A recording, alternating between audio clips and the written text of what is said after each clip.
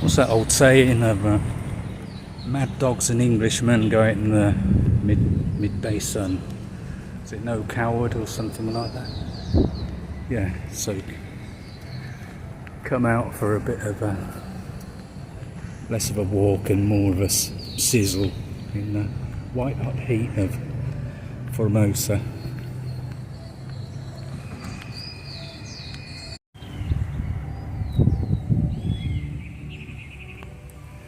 Just come down to the Costanera, Formosa. There's a big queue under those trees over there. Big queue for the market over in Alberde. Just across the river there is Paraguay. A little town called Alberde. Doesn't look very big on the map. But the police officer was telling me that a real popular market there. And there was just, like lots of people just waiting for the bus. More than can get onto that little boat there.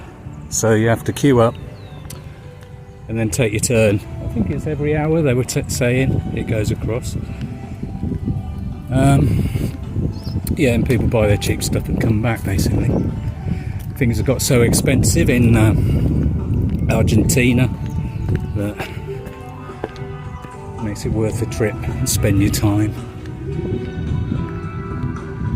Go shopping sort of thing. I'm headed for that shelter there. Yeah, let's get out of this searing sun.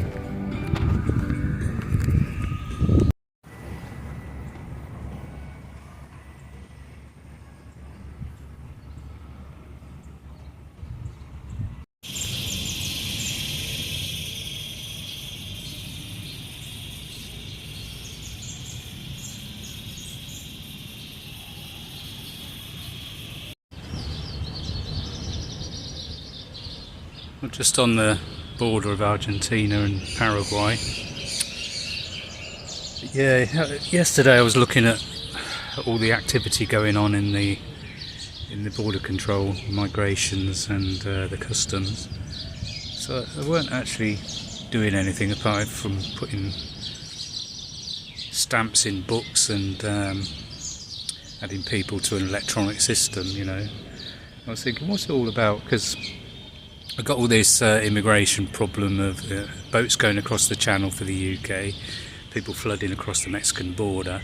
It's like a big invasion sort of thing, so it doesn't look like it's what they call border control. It's more like population control, stopping us moving from somewhere. I know it sounds like a conspiracy theorist type thing, but you know.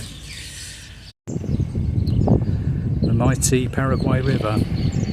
To the left here, it goes around, well, it goes around a horseshoe here. So to the left it goes north to Asuncion.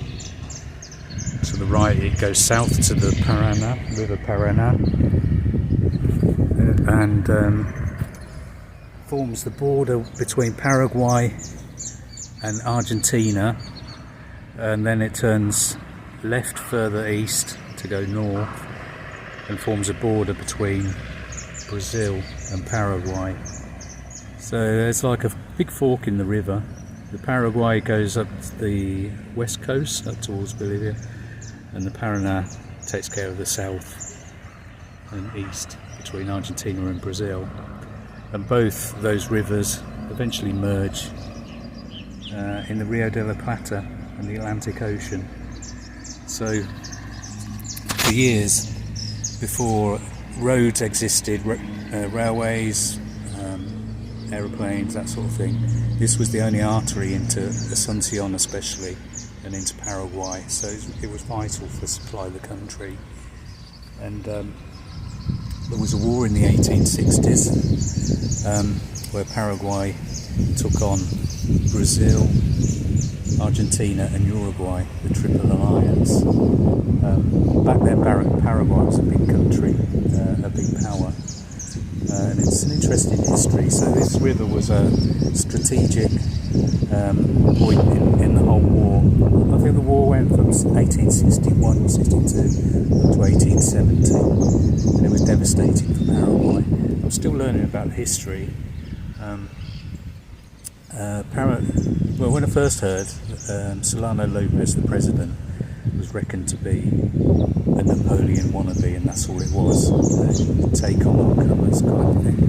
But since then, there's a lot more to that. It turns out geopolitics, just like today, really, one thing leads to another. Anyway, it's a big subject. I'm not going to go into it all just now, but still going to learn as I go, pretty much. Down that way, down the south, there's another horseshoe near a place called Formosa. It's near Pilar. It's about halfway to Corrientes, which is where I'm going tomorrow. There was a successfully defended siege for a few years down there, with the help of a Scottish guy. Can't remember his name at the moment, but yeah, more details later. He actually put a chain across the river and held back the Alliance Navy from coming up to Asuncion. And while all the boats were trying to get through, they were just sort of slinging cannon shot at them and sinking the boats and stuff. So yeah, they lost in the end, Paraguay,